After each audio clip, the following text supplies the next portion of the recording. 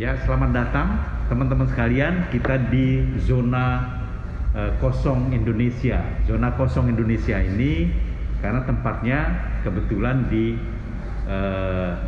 zona 0 ini. Ini kilometer 0 dari Indonesia. Tidak saja secara geografis, tetapi juga dalam arti konseptual. Di sini kenapa Bung Karno dulu membangun Monas, monumen nasional itu, dengan satu konsep yang melampaui semua ciri-ciri keindonesiaan, karena semua yang Indonesia itu ingin ada di sini. Jadi dulu ada namanya Batavia Genootschap yang sekarang jadi Museum Nasional, kemudian menjadi Lembaga Kebudayaan Indonesia. Nah, itu masalah-masalah kebudayaan selalu dibicarakan. Kita lihat banyak etnik itu ada di sana. Nah, para pemirsa, teman-teman sekalian, ini kita sekarang ingin menjelajah ini satu tempat yang sangat yang dekat sebenarnya sekarang, tetapi terasa jauh karena beberapa hal belum bisa tersingkap. Ada hadir di tempat ini Mbak Fani Kiat. Fani Kiat, selamat datang. Ya, kemudian Fani Kiat ini adalah Kepala Dinas sekarang pariwisata di Halmahera Barat, dan beliau banyak sekali terlibat di dalam kegiatan kebudayaan. Saya kira sudah hampir melampaui kegiatan formal dari seorang kepala dinas ya. Saya karena udah kenal cukup lama kebetulan, pernah hadir di Festival Jailolo yang kemudian sangat terkenal itu sampai dengan sekarang. Nah, kemudian Mbak Dian Urip, Dian Urip yang mulai menggerakkan gelombang dari tenun Nusantara yang membawanya pada tataran yang baru. Dan kemudian Mbak Dia, nah ini dari komunitas Limau Jiko. Limau Jiko itu apa, Mbak? Limau Jiko itu sebutan Kesultanan Jailolo pada masa lalu ya. Jadi kalau Kesultanan Ternate punya sebutan Limau Gapi, kemudian Kesultanan Tidore itu disebut dengan Limau Duku. Limau Jiko itu sebutan untuk Jailolo yang menggambarkan itu negeri Teluk. Oh gitu ya. Itu. Oh, Limau Jiko. Begitu ya Bu Feni. Itu referensi dari Bu Feni seperti itu. Luar biasa. Nah, kita sebenarnya ingin lihat sebagai satu negeri Teluk. Ini Jailolo. Kita bicara kemudian ke Jailolo, dan secara khusus sebenarnya kita ingin khusus mengangkat sebuah artefak, bukan artefak sebenarnya, tapi material culture, budaya material yang kecil ya. Ini tentang kain dan motif kain, tetapi motif kain ini punya cerita yang panjang sekali nantinya. Kenapa dia bisa ada di komunitas, nah ini disebut sebagai komunitas Sahu ya, di Jailolo ini, yang bisa dilihat ini nanti akan dijelaskan sendiri nanti oleh Mbak Dia, Mbak Fani, dan kemudian Mbak Dian tentang kain-kain yang ada ini. Nah, saya ingin tanya, bagaimana, mungkin siapa duluan ini, Mbak Fani? Mbak Fani, itu kenapa Sahu baru sekarang kita dengar? Iya, terima kasih. Assalamualaikum warahmatullahi wabarakatuh. Selamat siang waktu Indonesia Barat. Kalau di timur sudah sore kita, Pak. Iya, Indonesia hari ya. Iya, jam 4 sore di sana. Selisihnya 2 jam. Terima kasih sekali Pak Taufik Rajan selaku moderator. Ini suatu kehormatan yang luar biasa, kami diundang dan berkesempatan hadir di acara pameran yang sebenarnya digagas oleh Mbak Dian. Siapa yang tidak kenal Mbak Dian Urip? Dan saya awalnya ingin memberikan apresiasi sebenarnya kepada Mbak Diah ya. Mbak Diah ini selaku penggagas dari komunitas Limau Jiko. Nah, Mbak Dia sendiri sebenarnya sudah kenal sama saya cukup lama, Pak. Jadi sudah seperti kakak saya, mbak saya sendiri. Nah, awalnya memang tahun 2011, nanti kalau lebih detailnya bisa sama Mbak Dia yang menguraikan. 2011 itu waktu kita merencanakan pelaksanaan festival untuk tahun 2012, kebetulan Mbak Dia saat itu masih sebagai penyelenggara ya, event organizer. Ini festival apa? Jailolo. Festival Teluk Jailolo. Iya, ya. saya cerita dari motif Sahu ini, Pak. Nah, kemudian pada saat itu kita ada buat satu tarian kolosal, Pak. Jadi waktu itu yang menari tarian Legu Salai, tarian khas dari suku Sahu. Nah waktu itu kita nggak punya motif kain yang khas suku Sahu. Kemudian penari-penari ini menarikan dengan bawahan kainnya itu adalah kain motif batik Jawa. Nah waktu itu saya sempat diprotes sama teman-teman wartawan, teman-teman media saat itu. Sebenarnya ini kalau dieksplor pasti ada gitu, apalagi kita punya kekuatan, kita punya 7 suku waktu itu di Halmahera Barat yang sebenarnya punya karakter yang mungkin belum tereksplor aja Pak. Nah saat itu saya sudah dapat sebenarnya informasi awalnya bahwa Sahu itu punya tenun, punya motif tenun. Nah saya tantangin sama Mbak Dia waktu itu, tapi masih sebagai IO. Saya bilang Mbak, ini ada motif. Saya tunjukin dan saya bilang Mbak bisa nggak dibantu, paling tidak kalaupun ini tenun mungkin dalam waktu dekat nggak terkejar kalau kita buat. Nah mungkin paling nggak sebagai langkah awal kita mengenalkan bahwa sebenarnya Jailolo terutama suku Sahu itu kita punya motif, apalagi tarian yang kita angkat kan memang tarian suku Sahu sendiri. Nah waktu itu Mbak Dia dibantu temannya, waktu itu dosen antropologi ya. Nah mereka melakukan riset Pak, tapi kita memulainya itu dalam bentuk motif printing. Kita buat motif printingnya, kita ingin mengenalkan bahwa ini loh ternyata di Jailolo terutama suku Sahu itu kita punya motif tenun. Tapi waktu itu hanya satu motif. Nah sejak saat itu alhamdulillah di acara-acara Orom Sasadu, pesta makan adat, mereka sudah mulai pakai yang printing yang kita buat. Tapi sebenarnya masih ada kain-kain tua yang mereka simpan Pak. Nah cuman belum keluar aja, belum dimunculkan.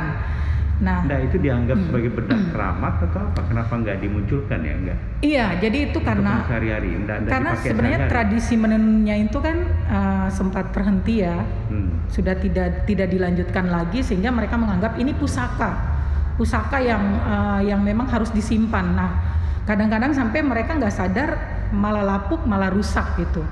Nah kemudian ini kemarin Festival Teluk Jailolo barusan saya diinformasikan sama Mas Heru. Kebetulan Mas Heru akan datang ke Festival Teluk Jailolo tapi dengan agenda yang berbeda. Beliau dari Penasihat Genpi Nasional ingin meluncing Negeri 1000 Festival karena kita adalah festival perdana dengan konsep hybrid.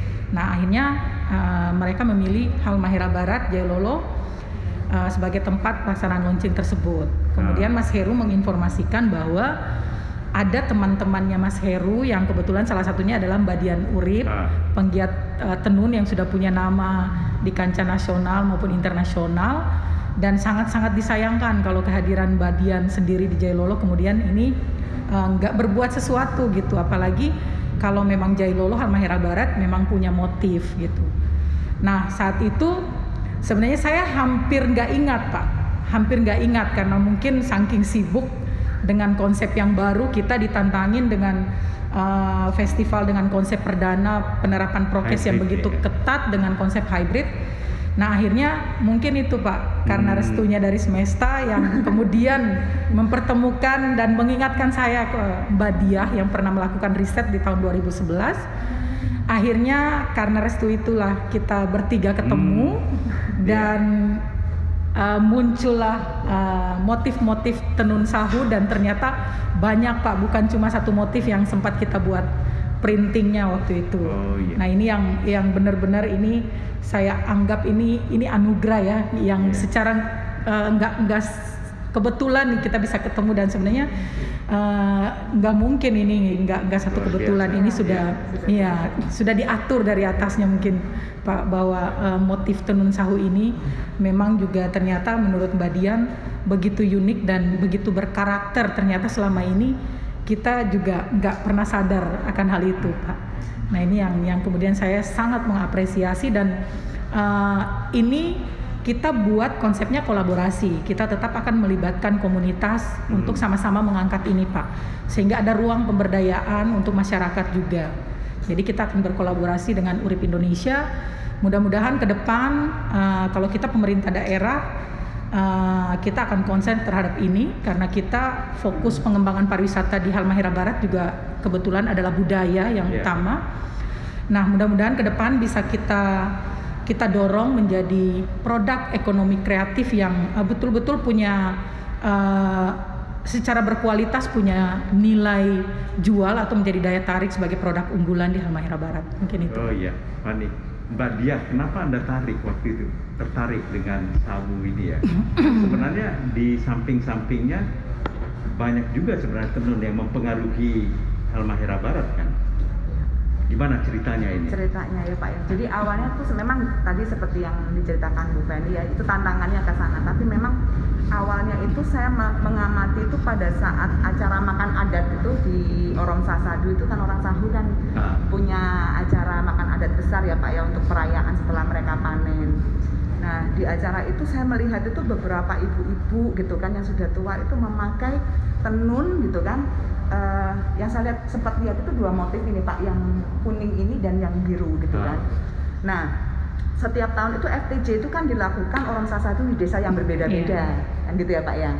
Nah dari pengamatan saya dari 2009 saya masuk ke Jailolo pertama kali bersama Pemda ya menginisiasi untuk penyelenggaraan Festival Truk Jailolo itu kita mengamati dari beberapa desa yang melakukan beberapa upacara adat Sahu itu kok mempunyai kesamaan gitu kan. Tapi mereka tidak banyak bisa menceritakan Pak, memang Pak tentang tenun tersebut gitu kan. Sampai kemudian tahun 2011 itu Bu Feni itu memberikan saya tantangan itu. Jadi awalnya saya hanya mengamati saja, kemudian tahun 2011 saya mulai jalan dengan teman saya gitu kan. Kebetulan dia dosen antropologi di Brawijaya gitu kan, yang juga tertarik gitu ke tenun. Dan ketika kita turun kita melakukan wawancara dengan beberapa pemilik kain gitu ya Pak ya, yang dari keluarga yang masih memiliki, mereka tahu namanya, mereka tahu bahwa itu adalah yang tadi diceritakan itu seperti pusaka gitu kan, tapi mereka tidak bisa menceritakan dengan tepat dari mana mereka mendapatkan, hanya dari orang tua sebelumnya gitu. Kemudian paling jauh itu hanya sebatas neneknya. Dan kita juga mencoba mencari referensi tentang kain tersebut ya Pak ya di Google, dari data-data mungkin yang sudah dibuat oleh para periset ya Pak ya, dari akademisi. Ternyata belum ada Pak tulisan tentang itu ya Pak ya di versi Indonesia gitu ya, seperti itu ya. Jadi pada tahun 2011 itu memang sesuai tadi yang keinginan Bu Feni untuk bagaimana mengangkat identitas ya Pak ya dari masyarakat Sahu sendiri secara wastra, meskipun belum bisa kita mendapatkan banyak data gitu kan real di lapangan, kita coba buat printing untuk dipakai untuk anak-anak, dan memang sempat menarik perhatian juga ya Bu ya karena warnanya gitu kan. Jadi yang kita ambil waktu ini yang itu warna mana ya? yang kuning Pak. Kuning ini ya, kuning merah ini. Ya. Jadi mereka tahu Pak ini namanya baboba gitu ya. Dan mereka juga menyebut yang itu baboba. Nah itu kembali lagi memang ada ristan waktu ya yang agak panjang ini tidak tersentuh lagi ini tenun ya Bu ya. Meskipun kehadiran printingnya tuh saya lihat masih ada sampai sekarang di panggung FTJ. Kemudian jadi seperti batik ya, batik printing itu. Betul Pak. Jadi masih dibentuk dalam bentuk printing gitu kan. Kita sangat ingin ya Bu ya sebenarnya waktu itu melanjutkan, tapi ya mungkin belum saatnya ya semesta gitu kan. Dan kemarin di Festival Truk Jailolo tahun kemarin itu ya itu tadi yang seperti diceritakan Bu Feni, semua itu tiba-tiba seperti semesta gitu kan yang berkehendak gitu kan. Saya melontarkan ide tentang tenun, kemudian bertemu Mbak Dian, dan alhamdulillah juga nih Pak. Jadi ternyata sudah ada riset yang dilakukan oleh seorang profesor ya Pak ya, Profesor Leontine E. Visser. Beliau ini udah 40 tahun membuat riset tentang Sahu, dan bersama dengan satu dosen sejarah dari Unhair namanya Pak Peres Sunu, sebagai penerjemah beliau itu akan meluncing buku tentang tenun ini Bu gitu kan bulan Juni nanti. Ternyata Pak Sununya lagi sakit ini kemarin itu kena COVID, jadi launching buku ini agak mundur. Jadi saya mendapatkan data yang itu benar-benar saya anggap itu punya dasar ya Pak ya, penelitian yang benar, karena kan Profesor Leontin ini seorang antropolog ya Pak ya, dan beliau profesor dan juga dibantu oleh Pak Teresunu, yang menurut saya itu data yang berbeda dengan yang kita ambil dari masyarakat, yang benar-benar bisa menjelaskan lebih rinci mengenai nama-nama kain ini gitu Pak. Jadi yang biru ini kalau menurut penelitian yang dilakukan Profesor dan Pak Teres itu namanya ini baboba. Kemudian yang itu baasuji gitu Pak. Nah yang membuat saya itu agak sedih gitu ya Pak ya, data mengenai kain-kain ini menurut penjelasan beliau itu sudah sangat lengkap, sebenarnya ada di Belanda gitu kan, di Museum Leiden, dan bahkan sudah ada katalog kain mengenai kain tenun di Maluku Utara Pak, itu lengkap semua ada di sana. Cuman masyarakat sendiri ini yang kita gerakkan melalui komunitas ya Pak, terutama ya masyarakat sendiri yang mereka itu punya ikatan budaya dan ritual dengan kain tersebut, karena kain ini penting bagi mereka dipakai dalam acara Orong Sasadu. Bahkan kami melakukan wawancara dengan beberapa masyarakat ini mengenai kepemilikan kain ini, mereka mempunyai ikatan budaya bahwa ini adalah milik perempuan gitu Pak. Jadi diwariskan dari ibu ke anak perempuannya gitu Pak. Cuman ini tidak ada catatan yang benar-benar bisa mendokumentasikan secara utuh, dan kemudian masyarakat generasi bahkan yang mungkin usia antara 50 tahun ke atas ya, 50 sampai 60 tahun, mereka sudah nggak tahu Pak ceritanya. Itu kan, ini kan jati diri mereka, tapi mereka tahu bahwa ini penting, mereka jaga, tahu namanya, tapi secara rinci mereka tidak lagi bisa menceritakan sesuai dengan apa yang ditulis ya Pak ya, dari Profesor Leontin yang melakukan penelitian pada sekitar tahun 1980-an. Nah ini kalau tidak disosialisasikan melalui komunitas, saya khawatir ya Bu ya gitu kan, ke depan mereka tidak memahami makna dari kain ini sendiri. Di Halmahera Barat atau di Halmahera? Kalau di Halmahera Barat, ya sebenarnya kalau menurut saya cukup dominan Pak, karena mayoritas dia. Iya, kira-kira jumlahnya berapa itu sampai bisa? Kalau di sana kita secara keseluruhan ada 7 suku. Yang mendominasi itu suku Ternate, pesisir, sama Sahu ini sendiri. Oh Sahu. Iya, itu 2 suku yang lumayan besar ada di Halmahera Barat. Di samping 5 suku yang lain. Jadi sebenarnya lumayan besar Pak. Menarik kan ini. Iya. Jadi memang kami Pak dari komunitas ini melihat ya Pak ya, Ical ini juga kebetulan juga aktif Bu, bergerak di masyarakat juga. Kemarin kita melihat satu hal itu yang paling apa ya Pak ya, paling bagi saya itu agak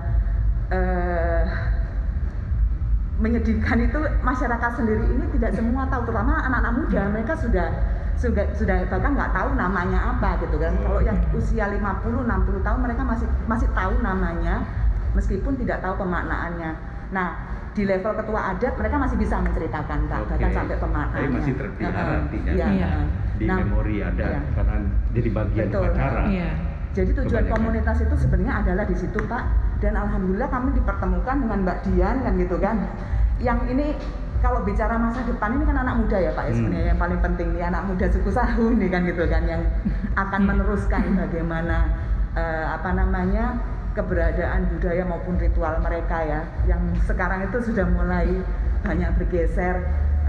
Bisa kita libatkan dalam satu aktivitas yang Mbak Dian kemana nih Mbak Dian mungkin akan menceritakan, dan itu sangat menarik buat mereka. Kemarin kita bikin fashion show bersama Mbak Dian gitu kan, dengan membuat kain lilit ya Mbak ya, dengan kain ini, dan itu ternyata benar-benar mempengaruhi perspektif mereka mengenai kainnya gitu Pak, yang tadinya dianggap tua, kain dan tua, mereka nggak pernah mau menggunakan sebelumnya. Betul Pak. Jadi saat itu dicoba dan mereka senang gitu kan, dan kemudian kita membuat ya Mbak Dian ya, bersama Mbak Dian kita membuat kelas bersama Bu dengan anak-anak generasi muda di sana. Jadi ini dokumennya sudah ada ya, ini yang dibuat oleh Ari kan ya, mungkin nanti bisa dilihat ya, nanti teman-teman yang nonton ini nanti bisa ngelihat. Nah Dian, ketika Anda lihat pertama kali kain ini gimana? Anda kan sudah sering lihat hutan tenun ya, kain ya, ikat di seluruh Indonesia, terus lihat ini gimana? Kain Sahu ini pertama kali ngelihat langsung takjub, Kenapa? Karena kan awalnya ini memang perjalanan yang sungguh ajaib. Saya bisa datang ke Jailolo tuh merupakan jalur Wastra Dian Urip yang belum lengkap. Kan Maluku, saya belum tembus. Oh, iya. Jadi saya memiliki jalur Wastra dari 0 km sampai Papua sampai Timor Leste, dan Maluku belum kita tembusin. Nah, ketika ditawarkan ada kegiatan tersebut, saya nggak tahu harus berhubungan dengan siapa, terus tenun apa di sana, saya nggak tahu. Terus akhirnya kita melakukan pendekatan tidore saja dan Tanimbar. Nah, Karena saya tahunya itu, karena tidak ada referensi dan Tanimbar jauh dong di iya, sebelah sana. tapi masih Tanimbar. Maluku paling nggak. Jadi karena Tanimbar sananya iya, ya, Tanimbar iya. Tenggara ya. Iya.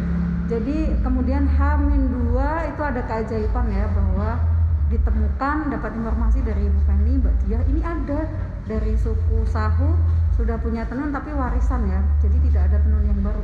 Ya udah itu aja, nanti kita main lilit tanpa potong. Jadi selama ini perjalanan Wastra Dian Urip keliling Indonesia mengajarkan kepada anak muda untuk mencintai tenun dengan styling kain tanpa potong. Nah itu penghormatan kepada para penenun untuk mengajak mereka.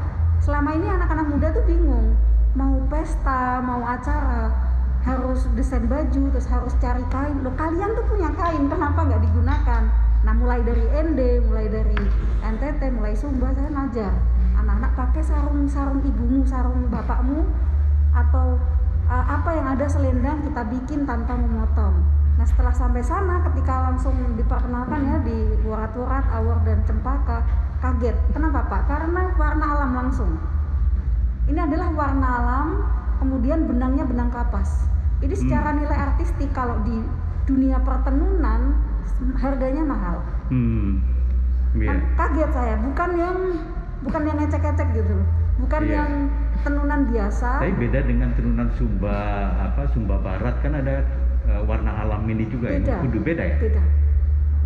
Karena ini yang saya lihat kan kain tua. Jadi kapas dahulu nggak sama dengan kapas sekarang.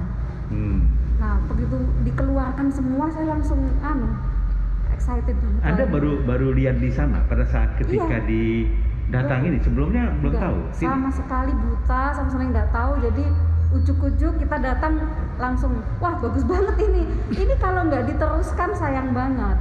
Dan kalaupun nanti penyelamatan ini diteruskan, ditenunkan kembali, harus sama dalam arti pakai benang kapas, pakai warna alam. Karena dia punya nilai artistik yang sangat tinggi.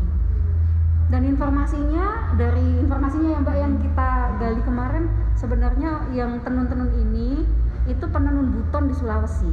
Iya. Ya. Oh, menarik ya. Ya, jadi penenun buton, memang buton kan punya tenun kan. Tenunnya Iya, memang motifnya mirip-mirip gini, garis-garis, tetapi tidak ada titik-titik ini. Tapi Ya. biasanya untuk laki ini kalau di buton ya, dia Iya. garis-garis ke bawah, dia seperti penggunaan dari para ini gimana itu Ica? Mungkin bisa kasih kamu. Kalau untuk referensi motifnya sendiri saya masih Tolong agak belajar. keras sedikit ya. Kalau untuk referensi motifnya sendiri saya belum belajar lebih jauh karena saya masih menunggu hasil penelitian dari Profesor Leontin sendiri. Karena kalau yang saya tahu sendiri, saya coba tanya ke mereka pun sama tokoh adat, sama ketua adat di sana, mereka belum bisa menjelaskan karena saya belum berani Ceritanya itu. Ini menarik sebenarnya karena gini. Nanti saya akan ceritakan beberapa hal karena saya nggak asing dengan ini. Iya. Jadi waktu saya hadir ke Festival Jailolo 2017 itu Iya. ya. Sebenarnya saya pergi ke Sahu ini, saya mengunjungi rumah adat ya, Sasadu ya. Nah di situ kan ada muara sungai ya. Iya. Ya. Lalu dan kita kemudian jalan ke jalan lewat mangrove, Mangrove. ya, Jalan. terus keluar sampai ke Daton. Ya. Ingat ya? Maribat. Saya melakukan itu. Saya dengan seorang nah yang menarik waktu itu kemudian rekomendasi saya waktu itu yang menemenin saya mungkin si Mas Krisna. Krisna ya. Iya. Bisa tanya di Krisna. Pada saat itu karena kita ingin membuat semacam satu ikon festival di Jailolo ini dengan mempertemukan 3 titik yang utama. Jadi satu dari lagu. Nah waktu itu kan ada Glenn Fredly. Ya. Waktu itu Glenn Ya. sama-sama dengan dia Iya. saya. Betul. dari kemudian tari, yaitu Eko PC yang Iya. sudah ada. Terus fashion, saya usulkan Dian sudah ini. Iya. Jadi Dian ini nggak kebetulan. Gitu ya. Sudah panggilan dari Iya, dulu. Saya nggak dari dulu. Saya baru ingat. Dan Iya, itu iya. saya iya, sampaikan, iya. ya kan, enggak saya sampaikan pada Bupati pada Iya. saat itu, Pak Dani. Ini Oh, iya. saya kasih, nah tapi kemudian kan Tuhan berkehendak tersendiri, punya Iya. Glenn dipanggil, Iya. agak susah kemudian kita untuk meneruskan itu. Tetapi saya bayangkan bahwa saya kan itu daerah ke laut lepas ya. Iya. Kalau kita ikut akan ada fashion naik perahu tanpa suara yang sunyi melalui mangrove itu, kemudian para fotografer yang dipasang, kemudian itu yang akan meledak keseluruhan. Kebayangannya itu yang terjadi. Jadi sebenarnya juga karena doa juga mungkin karena Doanya Pak Taufik. ini dia saya sudah pikir waktu itu bahwa tempat ini. Nah, tapi yang menarik ini ada fakta yang menarik ya. Ini ada surat ini. Ini surat-surat emas ya. Teman-teman, ini surat golden letters. Ini dari Inggris. Ini dari Raja Ternate. Surat Raja Ternate Muhammad Yasin ya tahun 1802. Ini disampaikan ke Inggris. Nah, mereka meminta bantuan tentara Inggris itu untuk menyelesaikan menekan kerusuhan di Sahu di Jailolo. Ini suratnya. Iya. Nah, itu artinya kemudian jangan-jangan pada saat inilah kemudian produk dari ini tuh habis sejak saat itu. Maksud saya karena ini ditekan kemudian seolah-olah pemilikan dari kain ini itu adalah milik perempuan. Padahal kalau di Buton kalau betul itu milik laki. Dan Jailolo salah satu memang bagian dari Batara, dari kerajaan Ternate, Buton sama itu. Itu satu sebenarnya. Karena Ternate dulu yang Iya. Iya. paling berkuasa. Buton itu menjadi salah satu Batara ya. Iya. Jadi nggak heran kemudian di Jailolo juga ada orang-orang Buton. Tapi mungkin karena dihancurkan ya kerusuhan tahun 1800-an ini, itu yang menyebabkan kain ini kemudian tertransfer di ini. Nah, ini luar biasa sebenarnya tanpa sadar kan kita menemukan banyak keterbukaan. Terus kalau lihat ke depan ini gimana? Dian, rencanamu? Kedepannya kita berkolaborasi ya Mbak dengan komunitas Limojiko akan mengadakan pelatihan. Kemarin informasinya anak-anak muda di sana mau menenun, mau ikut workshop menenun, kemudian dikelola mereka untuk perkembangan dari nanti untuk pengembangan ekonomi kreatif dari motif tenun Sahu. Karena selama saya di sana membuat story Instagram, kemudian saya live selama di sini, dan kebetulan kan ini juga ada singkat motif Sahu, semua menanyakan jual live kain sahunya enggak. Oh, ya. Pasar sudah siap, tetapi produksi belum ada. Itu PR-nya. Nah, tapi apakah Anda membuat fashion juga? Saya dengar Anda membuat rekaman fashion di Jakarta itu. Oh ya. Jadi semacam intervensi. Ya. Sahu itu gimana betul. ceritanya? Jadi suku Sahu ini kan memang kain tua banget. Nah, saya ingin mengcrosskan yang dari kain tua yang dianggap sakal di antara gedung-gedung pencakar langit, tetap dia kuat, tetap dia fashionable dan bisa dipakai. Nah, kemarin kita bikin videonya, kebetulan modelnya langsung dari suku Sahunya, suku Sahu ya. Modelnya langsung dari sana. Ini masih cal modelnya. Yang membawakan kain itu juga dari sana, terus kita jadikan model. Kita juga pakai ada kain Sumba sebagai pendamping karena keterbatasan kain Sahu yang bisa dibawa ke sini. Karena nggak bisa banyak. Dari kemarin saya menanyakan bisa bawa berapa gitu. Tapi kalau kita lihat ini kan dari sudut motif aja kira-kira katakanlah ada 4 ya. Iya. Ada secara Banyak, Pak, 3. banyak. Enggak ada di sini ya, tapi kalau motif utamanya 2 ini. 2 ini. Mbak Nah, Andi, kemudian Mbak. ada berapa yang lain kira-kira setelah ini? Yang pink punya Mbak. Banyak sih, Bro. Iya, banyak berapa? Banyak. Kira-kira. Kemarin tuh yang di foto berapa ya di Jadi gini Pak, kemarin itu mungkin bisa ya, ingat ya. Jadi kita tuh memang melalui acara yang kemarin ya Mbak ya, yang dibuat bersama Mbak Dian itu sekaligus itu ada inisiasi. Jadi gini Pak, inisiatif dari masyarakat itu yang saya bagus lihat itu mereka tuh mulai ada kemauan untuk mulai mendokumentasikan dan mulai mau mendokumentasikan kepemilikan masing-masing desa Pak, gitu kan.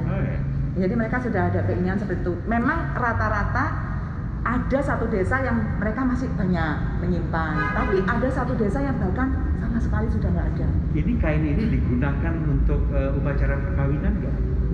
Enggak sih. Misalnya yang paling penting acara orang sasadu. perkawinan sih aku Enggak. aku jarang lihat Pak. Orang sasadu. Tapi kalau Orang sasadu. lebih sering sih di acara adat orang sasadu. Orang sasadu itu ya? Iya. Orang sasadu tuh makan adat. Berarti lebih kepada keperayaan ya, Iya. sosial, Iya. festival. Iya. Tapi kalau untuk ke acara kematian misalnya, orang akan gunakan ini enggak? Enggak Pak. Oh enggak ya?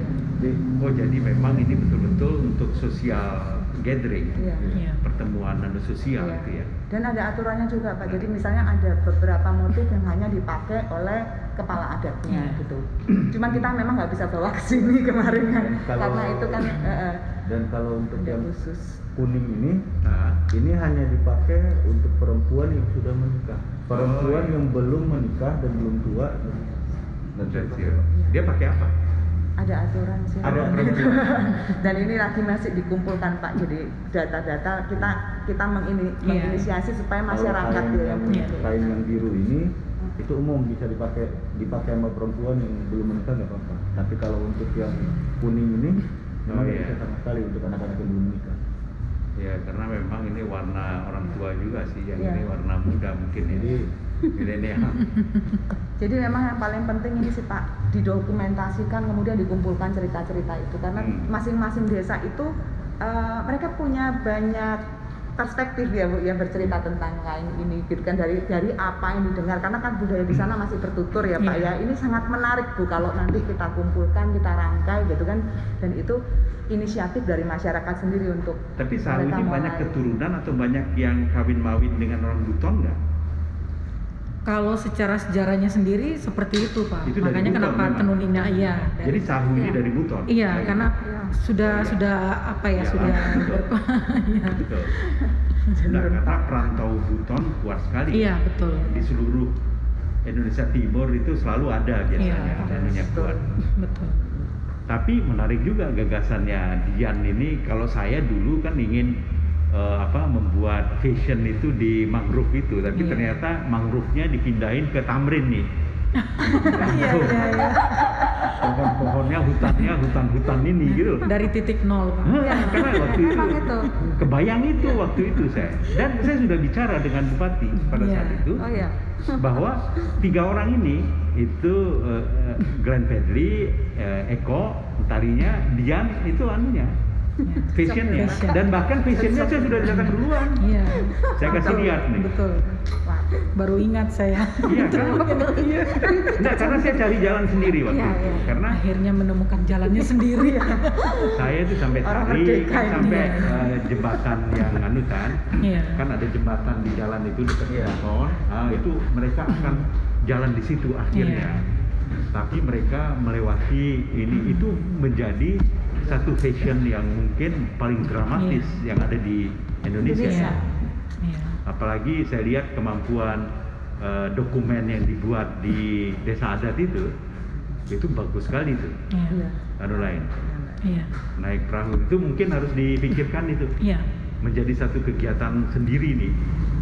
Ini luar Iya. biasa karena dia seperti merangkai jalur rempah juga Iya. jadinya. Iya, betul Pak. Ini tradisi jalur rempah, Iya. ini surat-surat rempah semuanya Iya. iya ya Pak. yang terjadi, dan itu ternyata dikaitkan dengan ini kain ya. Iya. yang ada. Nah, Ica, dia respons dari, kan sudah ada kemarin dokumentasi sebentar ya dilakukan atau gimana? Nah, respons dari orang anu gimana? Baik yang tua itu gimana, yang muda itu gimana? Kalau bagian Kemarin. yang bagian orang tuanya mendukung, anak mudanya senang. Semangat. Oh ya? Iya. Atau orang tuanya masih hati-hati gitu nggak? Ada Ini mau beberapa, digunakan sebagai ada apa di gitu? masing-masing desa ada yang sedikit lebih hati-hati, tapi tetap mendukung sih sebenarnya. Tapi mereka lebih hati-hati karena pertama kain ini selain dia dianggap sebagai warisan leluhur mereka, sebenarnya sebagian dari mereka udah bikin kain ini sebagai sesuatu, menganggap sesuatu yang sakral. Iya. Jadi ketika meminjam kainnya ini pun memang nggak sembarangan dikasih. Aku izin bawa ke sini nggak sembarangan dikasih. Iya. Jadi memang agak kalau mereka udah percaya, mereka akan percaya benar-benar dan kita harus jaga. Dian, kalau dilihat dari sudut bahan ini kira-kira berapa lama ini kain-kainan ini? Maksudnya usianya? Usianya kira-kira? Kalau informasinya kemarin sih 50, 60, yang ini 100-an. Yang ini dia di usia 80 sampai 90 tahunan yang kuning merah. Orangnya masih ada? Ya. Yang diperkirakan. Udah Iya, kalau hitung dari turun-temurun keluarga mereka, keluarga, ya. Itu udah sekitar berapa generasi, jadi udah di kisaran 90 tahun. Nah, pada saat fashion itu, ya kemarin kan Anda coba fashion tuh, kan jenis-jenis kainnya itu sudah rapuh nggak? Sudah ada yang rapuh nggak? Atau ini kan Ya. Anda pasti tahu kan, ya kan? Ya, jadi banyak kain-kain yang sudah sobek, terus menipis pasti. Dan tapi ajaibnya tuh di codos peniti nggak tembus. Itu Oh, ya? kesulitan saya, Pak. Selama Berarti saya tebal ininya, kampasnya tebal. tipis. Secara ini tipis, tapi itu kayak ada kekuatan, nggak tahu, susah sekali. Jadi saya sangat hati-hati. Saya kan sering lilit kain ya, kain Sumba begitu tebal, kain alor juga tebal. Tapi ini dia tipis, tetapi saya nembus peniti susah. Oh ya. Jadi tidak mau disakiti. Iya, Oh. ada doanya.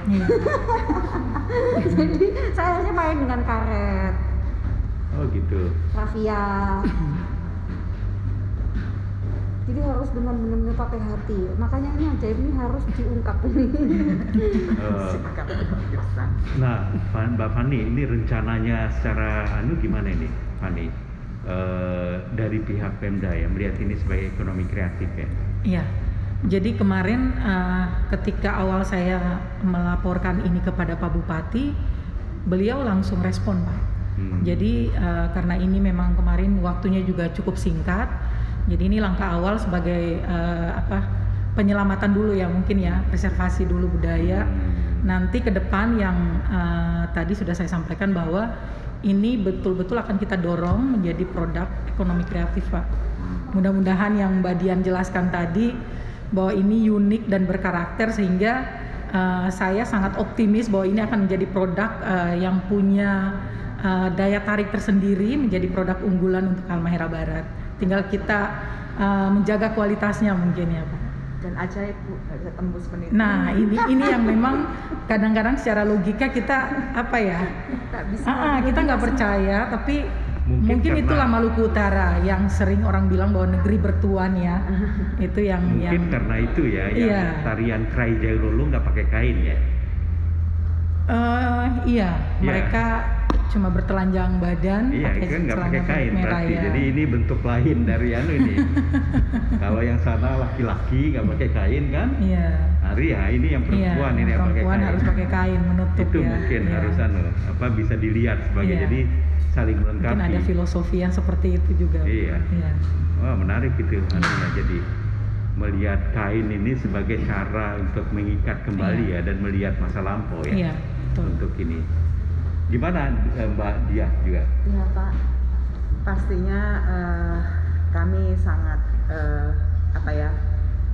ketika kami bersama teman-teman ya Pak ya masyarakat Sahu itu melihat ini sebagai sesuatu yang luar biasa ya Ical ya. Mungkin Ical bisa cerita tuh karena Ical yang banyak melihat langsung gitu kan bagaimana antusias teman-teman dan dari 3 desa yang kemarin kita ajak ini sudah ada beberapa desa juga Pak. Sebenarnya disebut desa itu berapa desa sih? Tadi katanya banyak desa itu. Berapa desa Kalau sebenarnya? desa- Sahu itu yang disebut yang terlibat misalnya di dalam ini. Berapa desa? Kalau Korea? untuk yang kemarin terlibat di Baru 3 ya. acara Baru kemarin, tiga.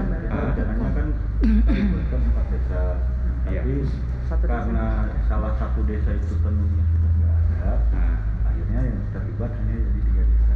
Tapi kalau untuk persebaran suku Sahu sendiri itu banyak, ada berapa desa juga? Kalau jadi kita nggak bisa menghitung per kecamatan karena ada sebagian desa yang notabene-nya adalah masyarakat suku Sahu tapi masuknya di Kecamatan Jailolo, Pak. Oh, gitu. Jadi di sana kan 9 kecamatan, Pak, di luar Jailolo Timur. Nah, ini yang desa-desa yang masuk di, kalau Sahu ada 2, Sahu dan Sahu Timur. Nah, bukan berarti bahwa yang desa-desa yang notabene bahwa itu adalah mayoritas suku Sahu itu adalah desa yang berada di 2 kecamatan ini, enggak. Karena ternyata ada juga yang tersebar di Kecamatan Jailolo. Nah, ini bisa dilihat dari rumah adat yang masih ada, rumah Sasadu itu ya. Sasadu ini. Iya. Jadi sebenarnya udah menyebar ya. Iya. Ya, saya kira menarik sekali ini ya. Tapi artinya gimana satu kain ini satu artefak budaya yang bercerita kemudian untuk membicarakan ya, dan ingin hidup ternyata, dan terus hadir di dalam pusat-pusat kota ini ya, dan dia tanpa usaha kita pun juga sebenarnya mereka tetap ingin menggeliat nih. Karena punya jiwa ya, punya apa yang mendorongnya. Nah, teman, ingin ada sesuatu yang terakhir ingin disampaikan nggak ini? Mbak Dian? Jadi saya semangat untuk mengembangkan karena pertama karena pasar sudah meminta. Mungkin salah satunya kita harus mengadakan workshop dengan memanggil, kita mengajak orang yang mengajarkan tenun dan pasti pengadaan alat tenunnya. Nah, itu. Tapi kan tradisi tenun di sana kan dari Buton kan, dari tidak di situ. Hanya pernah hilang pasti ya. Yang dulu pasti ada di situ, tapi kemudian hilang. Ya, jadi memang tidak ada budaya menenun ya ceritanya. Tapi alternatifnya tadi print, model print nano atau menenun lagi dibuat dari awal. Kalau printing Kira-kira. itu kan memang untuk mungkin konsumsinya untuk tarian atau untuk memperkenalkan ini loh motif Sahu, tapi untuk referensi kekayaan kain Kultural, wastra ya. kan jadinya nambah lagi loh, ada sebenarnya kain tenun Sahu, dan itu menurut saya harus diadakan lagi sih. Oh iya, kapasnya memang sudah ada kapas dari Sudah, sana ya. sudah ada kapas. Kapas ada memang pohon untuk membuatan. Oh, kapas sana. Belum tahu. Belum Ya? tahu. Jadi kalau di zaman sekarang ya Pak, tenun itu yang kapas itu nggak harus kapas alor, kapas Sahu, ada yang dagang di situ. Iya, jadi kapas Dari mana saja. Tapi itu menarik, pun ya. nanti pengembangannya bukan nggak harus dengan tenun kapas, tapi dengan benang katun aja itu udah pasti banyak yang beli. Jadi motif kemudian ya melihat motif. sejarahnya ini Ya. menarik ya untuk ini. Ya, saya kira teman-teman sekalian ini percakapan kita harus berakhir memang karena masalah waktu ya. Tapi nanti akan bisa dilihat rekaman-rekaman bagaimana fashion yang sudah dilakukan di Sahu yang melibatkan anak-anak muda, kemudian juga orang tua yang mereka menggunakan kain yang disimpan oleh satu keluarga ya, dan secara bangga, dan bayangkan jauh dari daerah di lintang utara sana, di daerah Pasifik, kemudian dibawa sekarang ini ke pusat di Jakarta dan kemudian ditampilkan di kilometer 0 atau zona kosong dari Indonesia. Terima kasih Mbak Fani, Dian, dan kemudian Ical, dan kepada semuanya. Ini percakapan dari sinilah sebenarnya titik nol yang tidak berhingga. Terima kasih. Selamat, salam Sahu. Salam Sahu. Subajo. Subajo.